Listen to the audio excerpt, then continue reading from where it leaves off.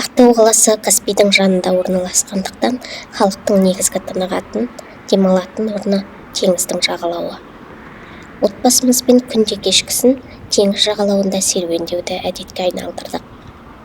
Ал сенбі, жексенбі күндері таңғы серуенге шығамыз. Бұл видеолар таңғы 6-ның шамасында түсірілген.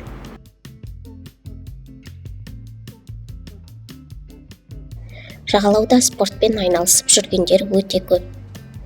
Бірі дене шынықтыру жаттығуларын жасаса, енді бірі жүгіріп, келесісі велосипед теуіп жүр.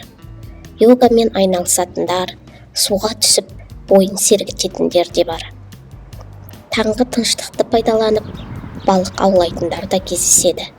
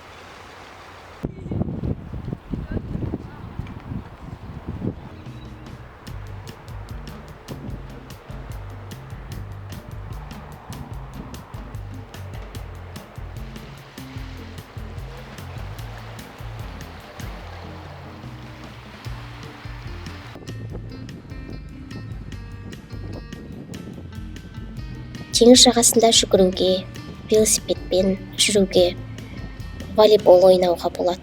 Немесе көрпе төсегіңді ала келіп, ұйықтауға да болады. Иә, теңіз жағасындағы тәтті ұйқыға не жетсін.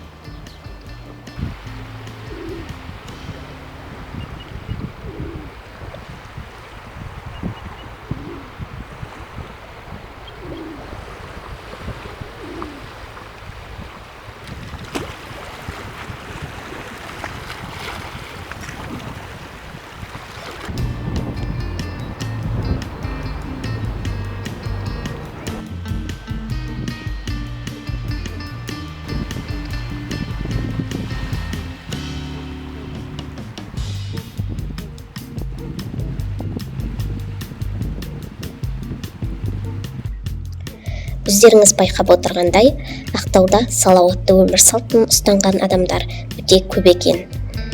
Ауырмаңыздар, аман сау болыңыздар.